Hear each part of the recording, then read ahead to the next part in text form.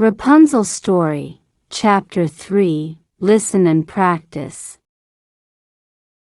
A singing voice. By then, Rapunzel's hair had grown very, very long.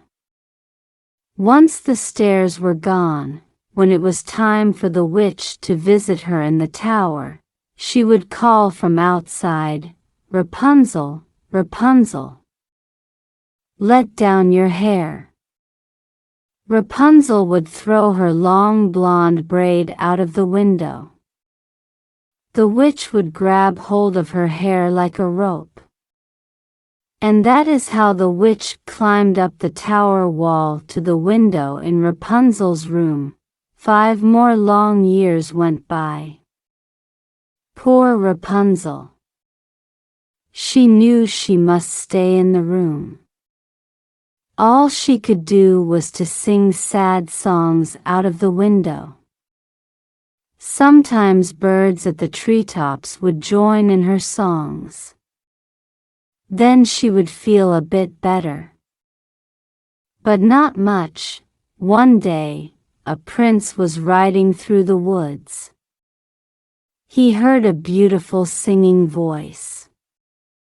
Where was it coming from? He rode closer and closer to the sound. At last, he came to the tower. "This is odd," he said, looking around the tower wall. "There is no door at the bottom.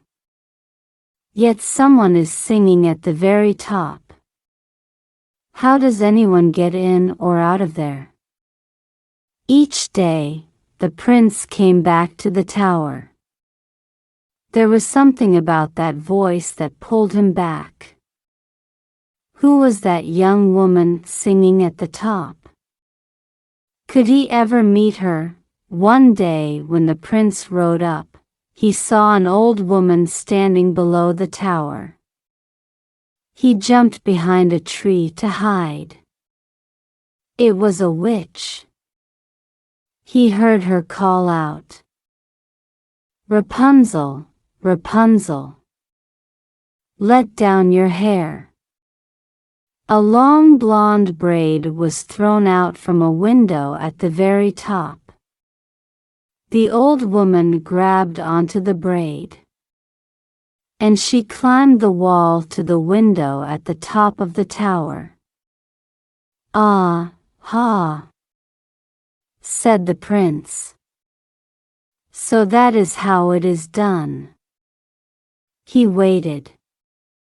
After a bit, the braid was thrown from the window again. The witch climbed back down the tower wall. Then she left. The prince waited. He stepped up to the tower.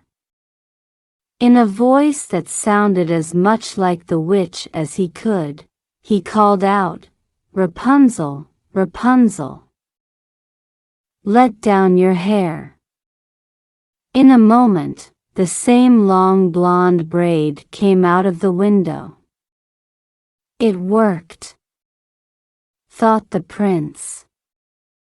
He climbed up the wall of the tower. You can be sure that Rapunzel was very surprised to see the prince climb into her window. She had never seen a person up close before other than the witch, and never a man. "Who are you?" she said in fear. "Do not worry," said the prince. "I am a friend." "But I do not know you," said Rapunzel. "I feel as if I know you," said the prince. "Since I have heard you sing songs from up here day after day. You have a beautiful voice. And I love it when the birds sing with you, too." "Yes, I like that, too," said Rapunzel. "It may be the only thing I like. Since I must stay here in this same old tower, day after day, my whole life long." Rapunzel told the prince about the witch. She told him that since the world was such a very bad place, she must always stay in the tower room, but the world is not as bad as she says, said the prince. He told Rapunzel about flowers and festivals, games and gardens. He told her about puppies and puddles, strawberries and secrets. Many hours went by. At last, Rapunzel said he must go. The witch may come back at any time. Very well, said the prince. But I will be back tomorrow. Rapunzel threw her braid out the window, and the prince climbed down. The next day, the prince climbed back up to Rapunzel's room. He said, I have a surprise for you. He had brought strawberries for her. As she tasted a strawberry, Rapunzel thought, now I know that what I was told is not true. The world can be a very fine place.